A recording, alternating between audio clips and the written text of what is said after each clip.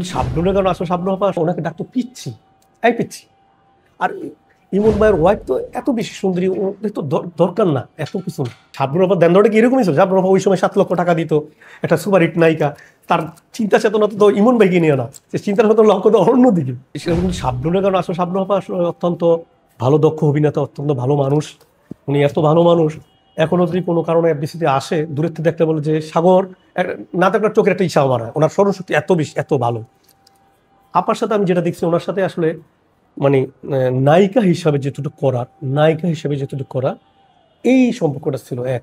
আরেকটা ছিল গিয়া ওনাকে ডাকতো পিচ্ছি, এই পিচ্ছি। আর ইমন ভাইয়ের ওয়াইফ তো এত বেশি সুন্দরী, ওদের তো দরকার না এত কিছু।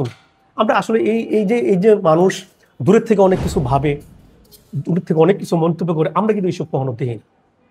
এগুলো কিন্তু আমরা কখনো বুঝিও না। হ্যাঁ, একটা মানুষ হলে একটা মানুষ পাসিং শট দিতে পারে গাড়িতে, একটা মানুষ হলে একটা মানুষের লং শুটিংয়ে যাইতে, একটা লোকেশনে যেতে পারে। তার মানে এটা না। এখন একজনের সাথে একটা মানুষ ডুয়েট কাজ করলে কি প্রেম ভালোবাসে, এটা আমরা বাইরের কিছু, তখন একটা কালচার ছিল অনেক আগে, এখন এই সময় না, এই ডিজিটাল যুগে না। যে তখন আমি দেখলাম ডিজিটাল যুগে এগুলো বেশি তখন ছিল আর কি, যে ভাইয়া আমাকে অনেকে জিজ্ঞাসা করতে ভাই, ভাইয়া নায়ক কি নায়িকারে সত্যি সত্যি ধরছে, সত্যি সত্যি কিস করছে না, ক্যামেরা টেনে আনছে ভাইয়া।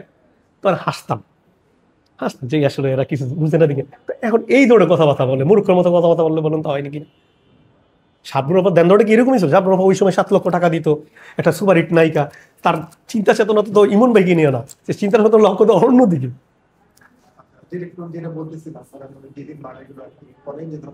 তারপর মৌসুমী আপা নিয়ে উঠছে। মৌসুমী আপা তো আমার চোখ দেখে থেকে যেটা, উনি হলো বাংলাদেশের একটা সুন্দরী মানুষ।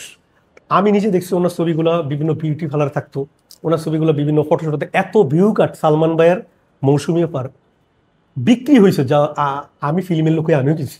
আমি আমার ম্যাচের ভিতরে রাখছি, তখন তো ম্যাচে থাকতাম ডেসেলার টাইমে। তো আসলে এগুলো মৌসুমী আপা তো আইডল, একটা মেয়ের আইডল মৌসুমী আপা। মৌসুমী আপা হলো এই দেশের শাবানা আপা, কপুরি আপার পরে, যদি ববিতা আপার পরে ও চিন্তা করে, সেটা হলো মৌসুমী আপা। ফটোজনিক চেহারা, এখনো যে সে নাতি ফুতি হয়ে গেছে, এখনো তো আল্লাহর মতো তার সামনে কেউ